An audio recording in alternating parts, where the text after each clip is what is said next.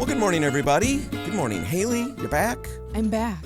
Yeah, I survived. Happy to have you back. It's funny. Last week when you were gone, I played a cricket track when I said good morning to you, and I didn't know how accurately that was setting up the rest of my week.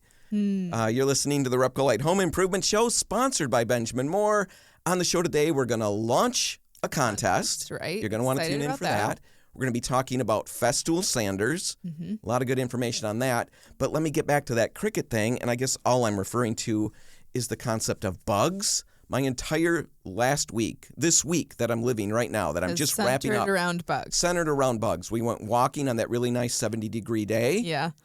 And the dogs all came home covered with ticks. Oh. Would you have expected that at this point in the year? That seems really crazy to me. No, I was stunned. Couldn't believe that we've got ticks at this point. So we've got ticks going on. I don't even want to go into the story. I had a leak, and in researching the leak, I found 8 bazillion spiders. My entire back living room, when you put a flashlight on the ceiling, turns out it looks like the Addams family lives in my house. There are so many cobwebs. No. I know. I never see them. The lighting's so bad back there. I don't recommend taking a flashlight out and exploring your house. Don't look in the corners. Don't do any of that. It will depress you to the core. It's better not to know. Better not to know. On top of that, we're watching a movie the other night in the dark, in the basement. The dog freaks out. And, what in the world is going on? What does the dog see that nobody else can see? Right, That's right off the bat, as it is.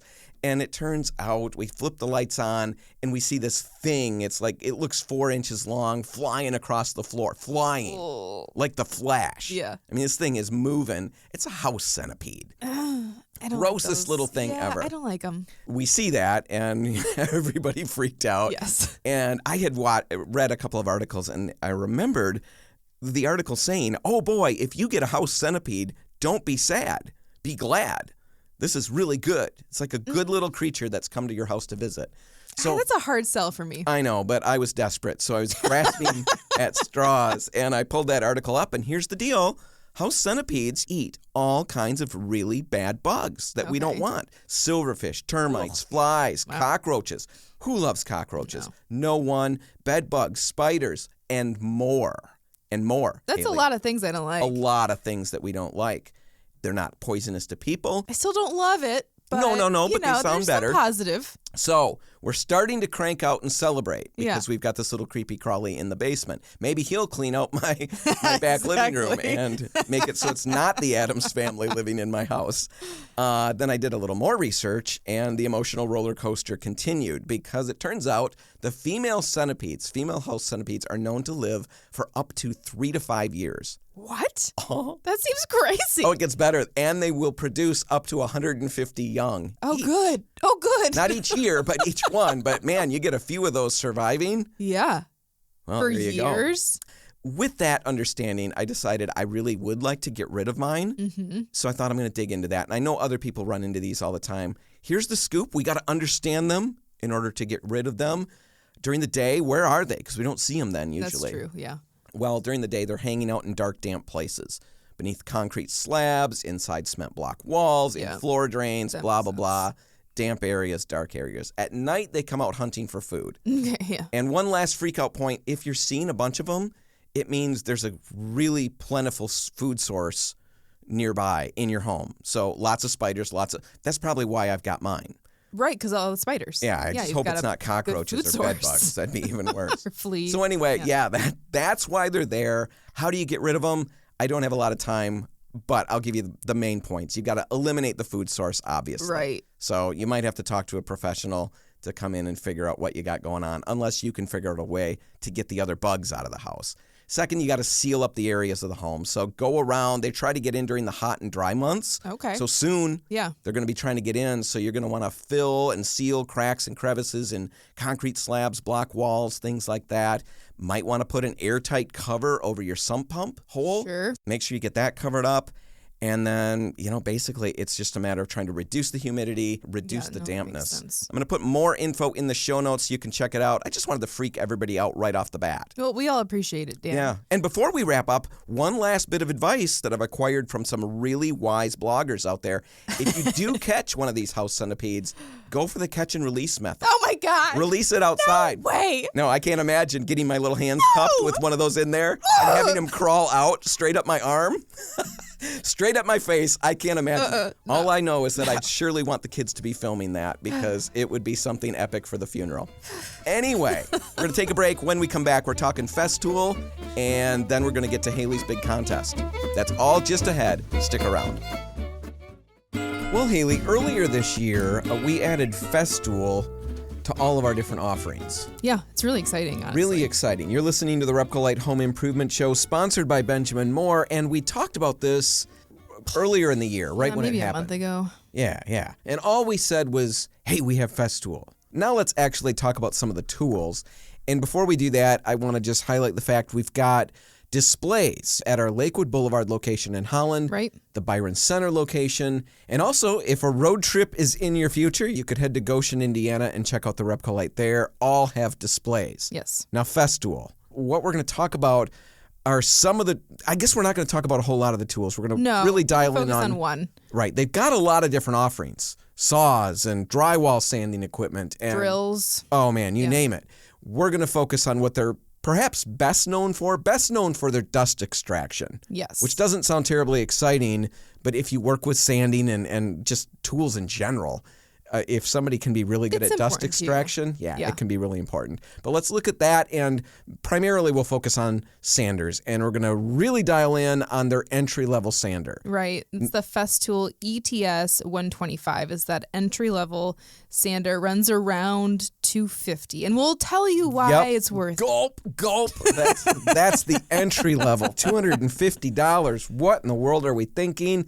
We're going to make the case for it. Yeah. All right. This particular sander has a 5-inch sanding disc. Right. It's ergonomically formed to fit comfortably in your hand. Right. I really appreciate this. As a woman, I think a lot of tools are not the most ergonomic, and they're just cumbersome in a way.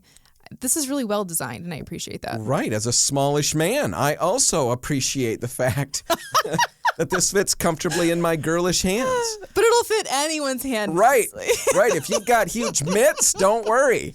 It's going to look right at home in those mitts. So, ergonomical. Yeah. It's compact and lightweight enough for extended vertical and overhead use. Right. And the vibration is minimal. And I think this is really cool because if you're someone that has done extensive sanding, you know that after a while it becomes very uncomfortable. Right. It can. Now, I'm a specimen of a man, so I can sand for hours and hours on end without taking a break. But yeah, a lot of us have to take a break in between because it really does wear on you after a while. You start to go numb. Uncomfortable. And this won't do that. The vibration is minimized for that purpose. It's a variable speed. Right. You can dial it down if you're working with softer woods and you don't want to take too much out. You can increase it if you're working on something harder, oaks or something like that. Yeah, it's nice to be able to have those safeguards in place with a tool. Go ahead. You tell me what you like, and I'll tell you what I like, and we'll see if it's the same thing. I really like that it's quiet. Oh, it's a different thing. Yes, I like the fact that it's quiet. That's not as important to me. I'm so loud, I've deadened my own hearing. And so, everything seems quiet to me, but tell me about how quiet it is. I love any tool that's quiet, honestly, but especially a sander because it's just kind of a constant noise that starts to really grate on you after a while. Yeah. Similar to my work environment. So anywhere that I can really cut back, I appreciate. I know. I apologize, Hailey. I'm a lot of energy, and I don't have a lot of quiet inside. There's no dial on you. No, I'm not variable speed. No. I'm one speed and it's broken in that place. So this particular tool is quiet, very quiet. It's made to be that way.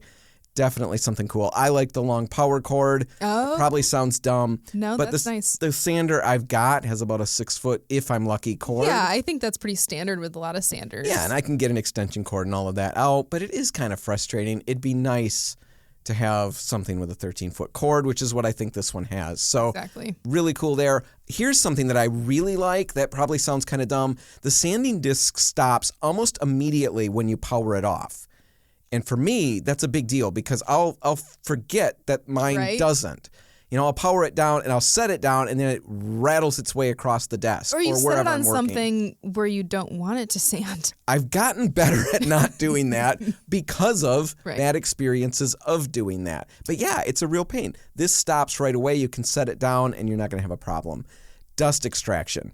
We've already highlighted it. If you purchase the accompanying vacuum, and I should clarify that this is not a little add-on purchase. This is a big thing. The vacuum is some serious coin. Yeah, it is. But it's worth it. It works for all their different tools.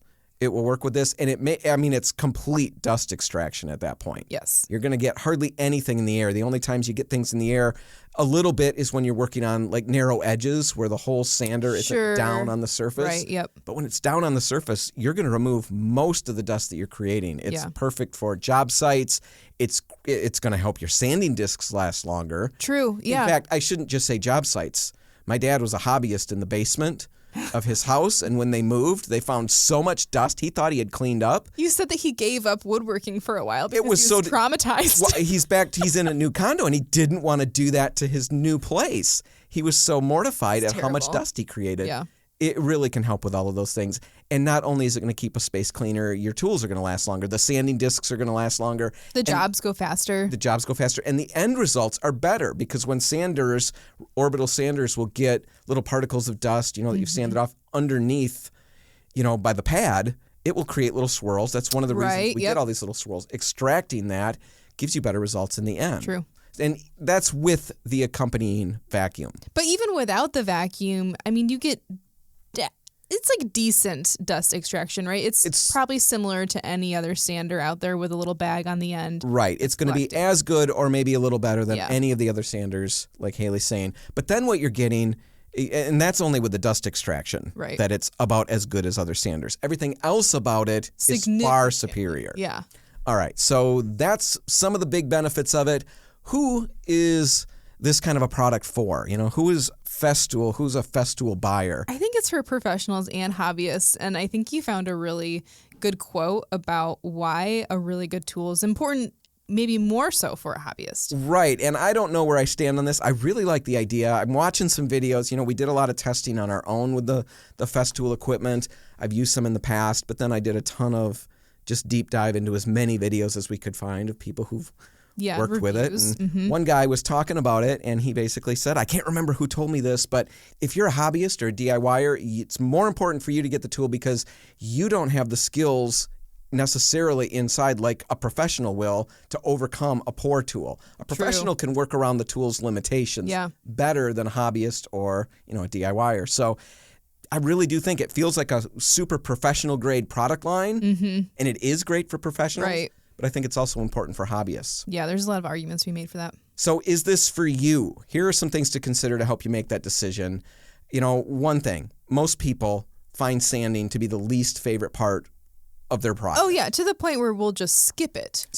Or I'll get into the project, and I'll just put pause on everything because I realize how much sanding I've got to do. Yeah. And there are a million reasons why I don't like it. It's not fun work. It's not rewarding. It's dirty. It's really dirty. It's going to create a mess.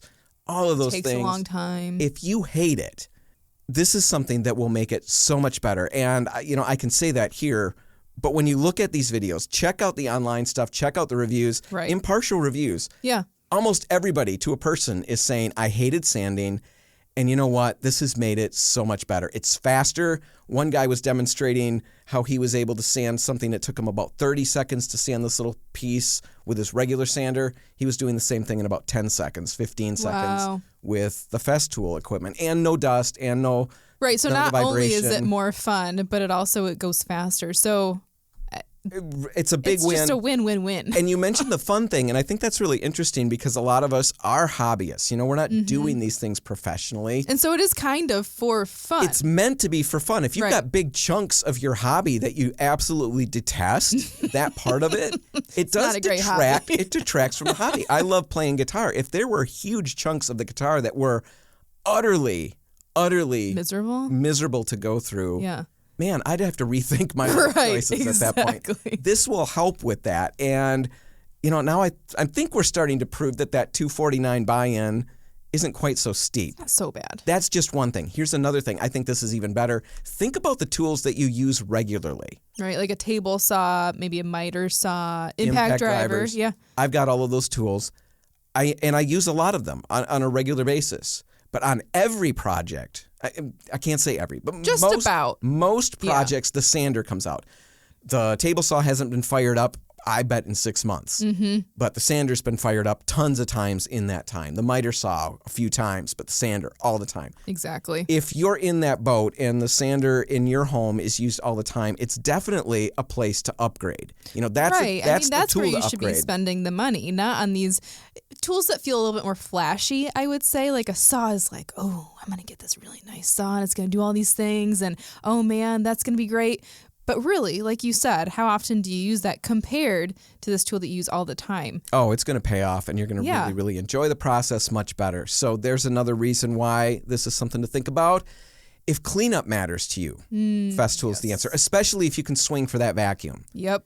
Even if you can't, it's not going to be any worse than any other sander out there. If you can spring for the vacuum, man, you've just opened yourself up because all the other tools will connect to that. Well, and I think you've opened up, at least for me personally, it's opened up the projects that I'm willing to tackle in my home, because there's a lot of things that I just won't even touch because I don't have a good way to deal with dust. And if I had a vacuum like a Festool one, I would absolutely jump into those things because I'm confident that I could have a dust-free environment still. Yeah, for me, it's one of those big questions. I would have to debate on that one. How many of those projects are there? Do they warrant the vacuum? If I'm a professional, sure, and doing this on a regular basis, I think for sure it's a big deal. I had some contractors that we had on the show probably about 4 years ago or so. Yeah, they were working in a historic building, right? Yeah. And they had some pieces that they needed to sand.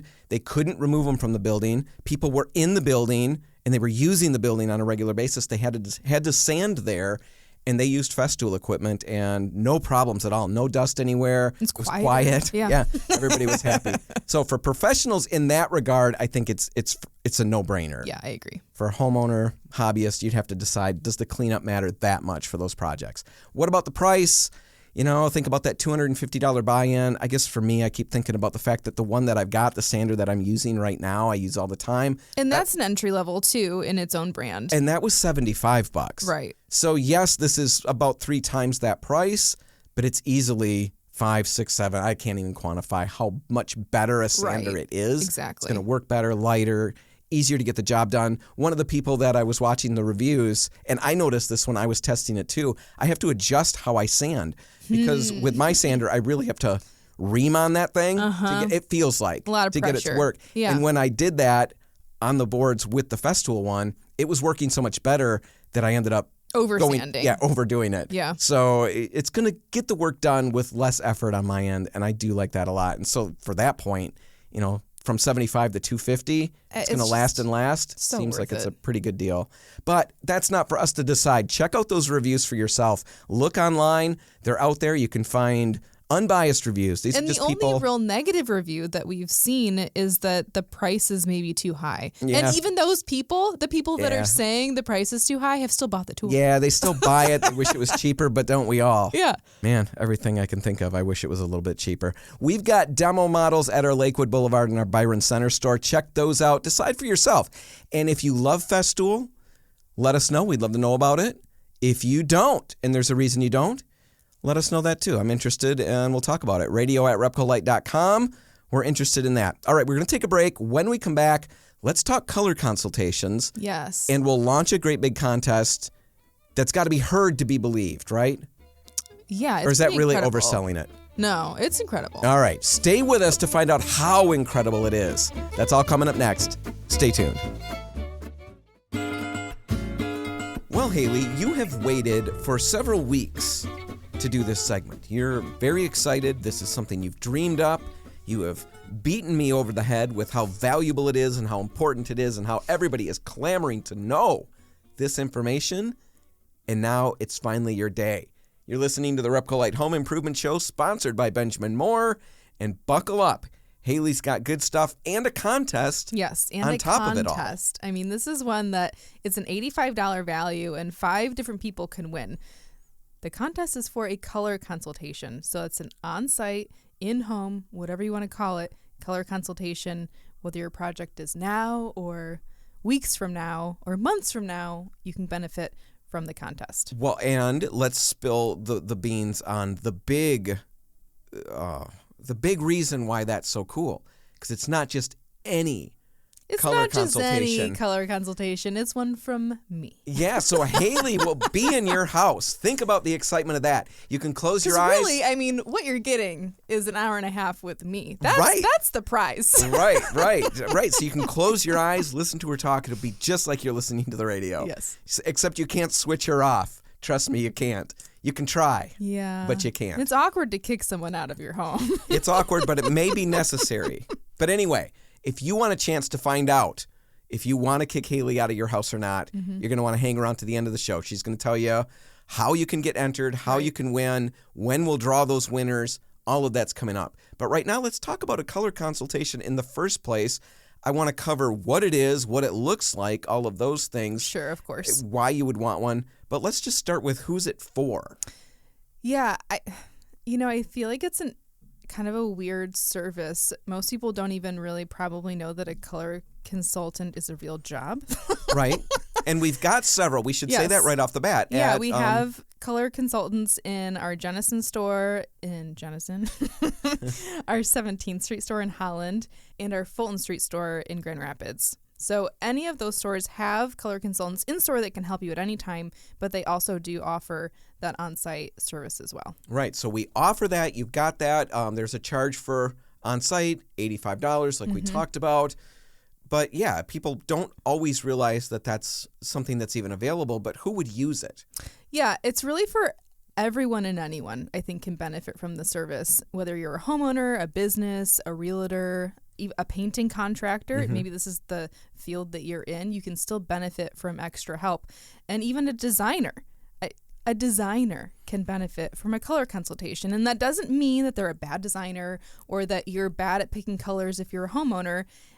I'm a color consultant, and I still honestly go to our color consultants in the store when I'm picking colors for my own home, because sometimes you're just too close to a situation. Sometimes you're coming to me for color help. When you've really reached the bottom of the barrel, you've scraped it dry, and you still need a little bit of help, then you'll finally come to me, right?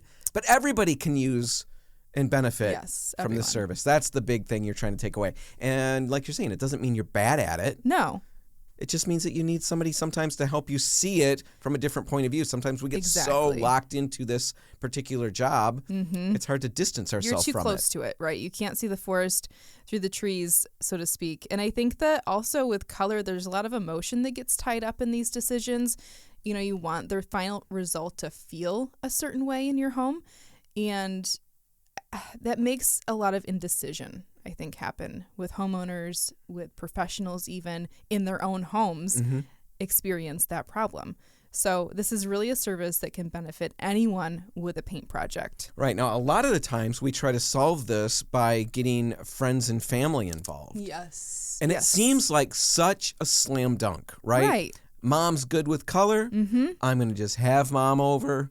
I'll show her the 3 samples I'm looking at, and Mom will select the one that I like the most. And she'll just confirm me in that. Right. That's how we imagine it. Yes, exactly. In fact, how it plays out is Mom comes over and probably got bumped into by the dog on her way in, so she's maybe a little annoyed right off the bat. She pulls her own fan deck out of her purse, shows you 6 colors you never thought about, and then points out which one she thinks you should do, and you hate that color. And now, when you don't select the color that she wants... Now Mom's got an axe to grind every time she comes over. Oh, I see that you didn't pick the color that I selected. I wonder why you even asked me in the first place. And then you've got to look through the lasagna and the pies and the things that Mom brings over, because you're not sure if there's something in it, right? That's what happens when you ask family for help. Yes, it seems like a fun thing to do, an easy thing to do, just get confirmation from someone. But that's never how it goes. Not from family and friends. They've got a lot invested in that. We're making a little bit of a joke, but it really, there's an aspect of that becomes very uncomfortable. A color consultant is unbiased. But they're also not professionals, you know? I mean, they're not professionals or not professional? My mom's very professional. Okay. She might not be trained in color theory. Okay. And I think that's one of the big differences right off the bat, right? You're asking someone that's not trained in this field for advice, so you're not going to get the absolute best impartial advice. Right. I don't ask my kid how to fix the brakes on my car. Exactly. Actually, I could. He's probably better at it than I am. Really bad analogy. Which kid? Right. You guys make your own analogy. You know how that works. So, yes, they're trained in it. Right. And Hailey has a very interesting analogy of her own to get this point across. She threw this at me and said, yeah, this is just how it works. If somebody comes in and says, sparkling wine, what do you think of, Dan? And I drew a complete blank because I figured it was a trick question. She had to tell me what I probably would think. Champagne, and that would be champagne. And yes, once I Googled everything and figured things out, champagne is probably what I would have thought about. And most people might who don't work with color on a regular basis. Right. But the people who work with color all the time instead would think of the Benjamin Moore color sparkling wine. They'll probably know which collection it comes from, which is the classic collection, and they might even know the number of the color, which is 949. So color nerds. Yes, right? Exactly. Color nerds. Perfect way to put it. And yeah, that's what you want when you've got a project and you want to get great results. Exactly. They live in the world of paint colors, and it's honestly more than even just having an eye for color. It's understanding how light affects things, and it's understanding how color scales, because unlike most instances where we deal with color in our life, where, clothing is being picked or furniture, art perhaps, but any of those, they're not scaling at all, right? Like the sweater I'm buying off the rack is not going to change size once I get home and become giant right. and look like a completely different thing. No, even if you do. Right. The sweater will only grow so much, right? Or it'll get smaller. It's not going to go the other direction. But with a paint color, all of a sudden it goes from a 2x2 square to an entire house. Right. Nothing else is doing that in your life. So we don't have a lot of experience understanding how colors scale in that way. Color consultants, on the other hand, do have that experience. They understand how to pick colors with that scaling effect in mind. And their whole idea, their whole goal is to work with you to figure out your style and what you want out of a space and then help you get there.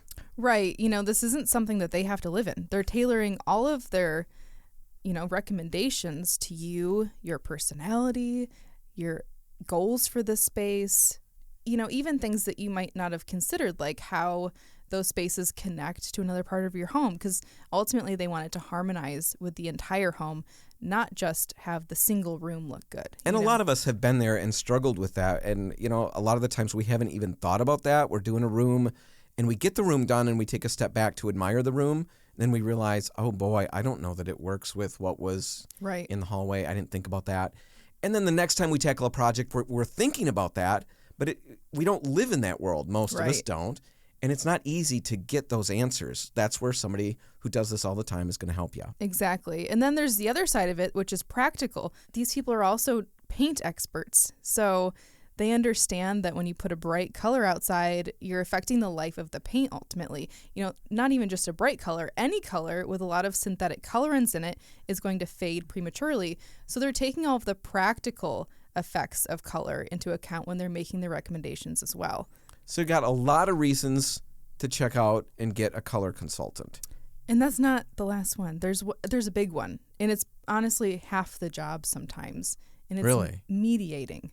Oh, I gotcha. Yeah. So you're not going to drag this out forever. No. Because we're hitting our limit of time.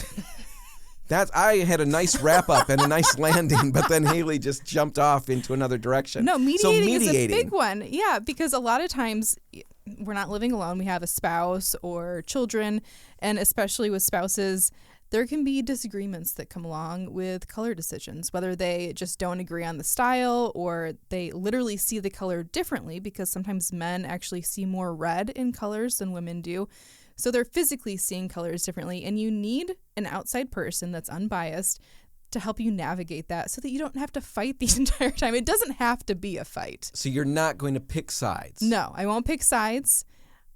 Impartial. I'm going to try to find a middle ground for everyone and make everyone happy. That sounds like a big joke, but that is so real. Running different home shows and stuff. I remember talking to people, like we would put a display out for painted cabinetry. Sure. Now, it's not color. We're not talking color at that point, but that's a project that really can create a lot of anxiety and animosity in families. We would have the wife come through, and she for example, wanted painted cabinets. And she'd show her husband, and he was adamant in the other field. And he wants just bare wood, the normal wood or natural wood look. And then, you're sitting there in this situation, and I can see that plays out with color, with design, all kinds of things. It's maybe nice to have that person who's not your mom. Right, yes. You don't want your mom to help you fix that problem. Nobody wins with that. Christmas is going to be awkward. Yeah. Instead, have Hailey help you with that, or any of the folks at any of the Repcolites who do this. Right. And we'll get you there. I mean, I even used to joke that that's more of what I use in some of these jobs is my background in psychology, because I minored in that in college, and I feel like sometimes I use that training more than I even use my color training. A background in psychology? You have a background in psychology. Yeah. Things make so much more sense. You are constantly psychoanalyzing me. You tell me your dreams, Dan. And they're not my dreams and visions of how I want the future. It's my teeth fell out last night in my dream. What does that mean? And it's like Freud. You sit there, you pull out a little pad of paper. Tell me, how do you feel about this? How do you feel about your mother? Well, and we go through all kinds of questions. It might not be fun for you, but it's a great skill to have in a color consultant. Well, I can see that. And Mom, that was just a joke. We have not talked about you like that here.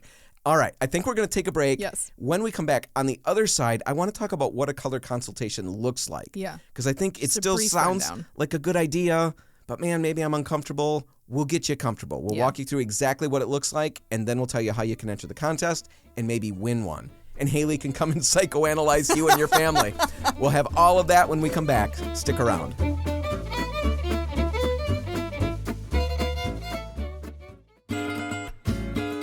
And we're back. You're listening to the Repcolite Home Improvement Show, sponsored by Benjamin Moore. Last segment, we started talking about color consultations, who could use one. Right, which is everyone. Right. Everybody can use one, why you might want one, all of those things. And most importantly, that you could win one. Not how yet. We'll get to that at the very end of the segment. Right. We're giving away 5 of them. Hailey is going to do these personally. Yes. I personally will come into your home and consult you on colors. Keep that in mind. When we tell you how you can enter, before you click send, remember, this means Hailey could show up at your doorstep. It's a lot of fun. Go back, listen to some of the past episodes, decide if you can handle that. All right, we're going to get to that in a little bit. We talked about why you might want one. Let's talk about what one looks like, because I think it can sound good in theory.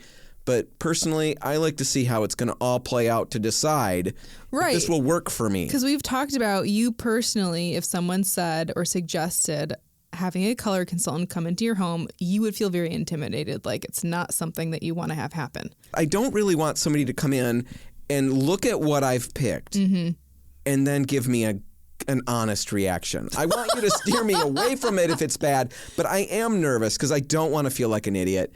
And I think that's what we can get through here. If you're afraid of that or concerned about that, whatever the right word is. No, it's a really collaborative experience, and I've always had a lot of fun doing these with people. And have the people had fun, though? Yes. That's the bigger question here. Like, for example, I still have people from maybe 5 or 6 years ago at this point now reach out to me. Like, they'll text me and say, I'm still so in love with this color on the outside of my house. Like, thanks again. Wow. Hope you're doing well. I mean, it's a relationship that I feel like is formed after I've been in someone's home. You know, I've gotten to know them, because that's really the first part of this is a pre-consultation. And right off the bat, I want to know a lot about your personal taste, your home, and your goals for the home, because I want to have a lot of information coming into the consultation so that I can be prepared and give you the best advice that's really tailored for you specifically. Super important, because this isn't about you coming in with a preconceived style in mind. Right. No. You're going to stamp this with the Hailey style. No. Nobody wins with that. No. Maybe Hailey does. My colors are for me. Right. You don't get them. And that's the thing. They don't want them. Right, exactly. You want to figure out what they want, and that's what you're going to do. So there's a lot of customization, personalization with that. Right. So that's a pre-consultation. What other things are involved? I mean, photos aren't absolutely 100% necessary, but they're extremely helpful. So any photos that can be provided before I come to the home, again, just give me more intel so that I can be more prepared to give you the best advice. Because it's only about an hour and a half that we have to spend together. And so I really want to make the most of that. It's going to feel like longer. Shut up. No, I'm joking. All right. So photos. Once I'm in your home, we'll meet at the scheduled time, and then we're just kind of discussing and assessing the things that I've picked out ahead of time. We'll look at those things right off the bat because it should give us some direction pretty clearly. You'll have some reactions to things. You'll love some, maybe hate others, or maybe all of them look good, and then we've got a lot of work to do. But we're really looking at those colors in your lighting because that's what it really comes down to. I can think of all the beautiful colors in perfect lighting in the store, but ultimately it depends on your specific home's lighting. So that's what we're going to look at. From there, it's really recommending the colors that I think work the best in your space. And that's based on, other finishes that are in the home. It's based on other rooms that you have adjacent to the room that we're talking about potentially. Or if it's an exterior, looking at the landscaping and making sure that those colors work with the color that we've selected.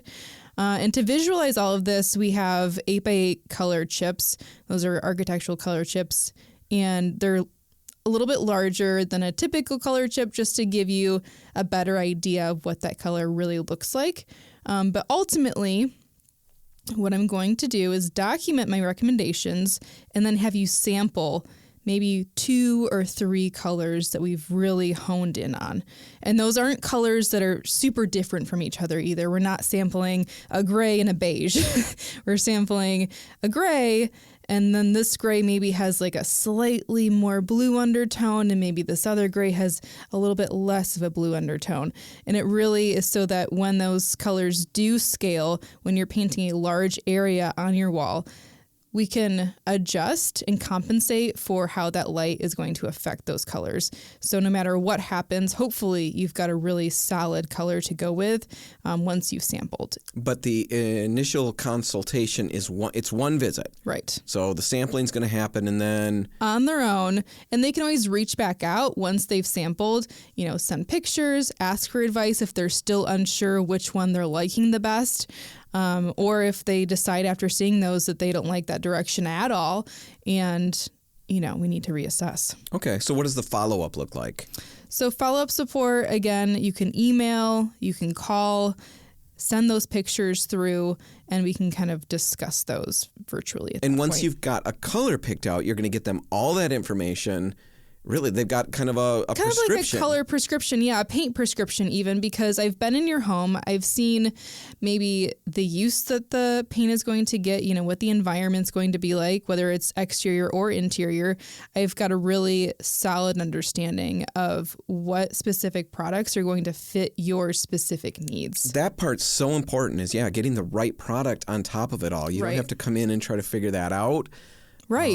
You're going to give a recommendation based on what you see as an expert. Exactly. And that's going to happen for the people who win, and we're going to get to that in just a second. But that's just par for the course when you get a color consultant from Repcolite, right? Right. All of these things. Yeah, even if you don't win and you still decide that you really want a color consultation, you can absolutely go into the store, get one scheduled, and whoever that is, whether it's Sam or Amanda, they're going to come out and give you the same service. All right, so how do we get entered? So to get entered, you can email us right now at radio@repcolite.com and just tell us whether you're a homeowner, contractor, realtor, or business owner and that you want to get entered into this contest. You can also go to Repcolite's Facebook page, Repcolite's Instagram, or you can head to the website and click on the banner. Those are more ways to enter. We're going to draw 5 winners. So any of those other places that you're getting entered just ups your chances, right? We're going to draw those random winners on the 11th, and we'll reach out to you. We'll get that scheduled. But constraints for this contest, it does need to be within a 45-mile radius of Grand Rapids. All right. We've got all of that information in the show notes and at repcolite.com. Check it out. You can get entered. We're going to give you another chance to get entered next week. We'll talk about it a little bit more. Yep. But right now, that's all the time we've got. We're going to have to wrap it up. If you want to catch this one again, you can find it online at repcolite.com. Whatever you do today, make sure paint's a part of it. I'm Dan Hansen. I'm Hailey Johnson. Thanks for listening.